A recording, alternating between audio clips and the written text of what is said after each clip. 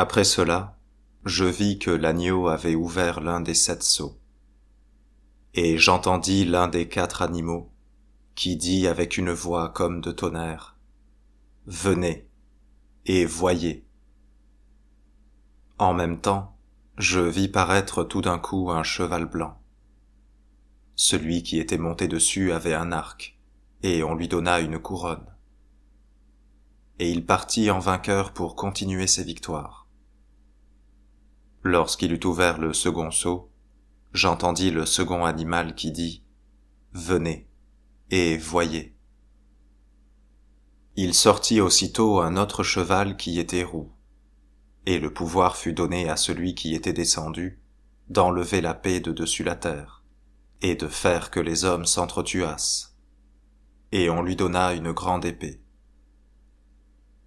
Quand il eut ouvert le 3e sceau, j'entendis le 3e animal qui dit « Venez, et voyez. » Et je vis paraître tout d'un coup un cheval noir, et celui qui était dessus avait en sa main une balance. Et j'entendis une voix du milieu des 4 animaux qui dit « Le litron de blé vaudra 1 drachme, et 3 litrons d'orge 1 drachme. Mais ne gâtez ni le vin ni l'huile. »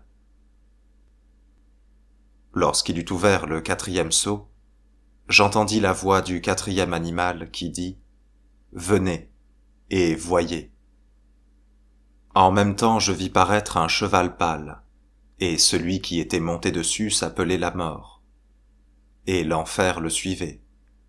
Et le pouvoir lui fut donné sur la 4e partie de la terre, pour y faire mourir les hommes par l'épée, par famine, par mortalité, et par les bêtes sauvages. Lorsqu'il eut ouvert le 5e sceau, je vis sous l'autel les âmes de ceux qui avaient souffert la mort pour la parole de Dieu, et pour la confession de son nom, dans laquelle ils étaient demeurés fermes jusqu'à la fin. Et ils criaient d'une forte voix en disant « Seigneur, qui êtes saint et véritable, jusqu'à quand différerez-vous à nous faire justice et à venger notre sang de ceux qui habitent sur la terre ?»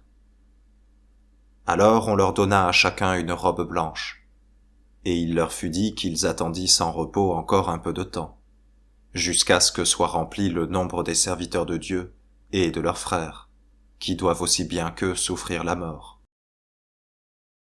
Je vis aussi que lorsqu'il eut ouvert le 6e sceau, il se fit tout d'un coup un grand tremblement de terre.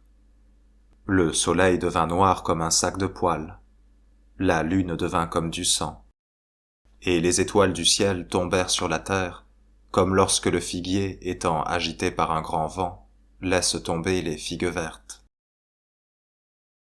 Le ciel se retira comme un livre que l'on roule, et toutes les montagnes et les îles furent ébranlées de leur place.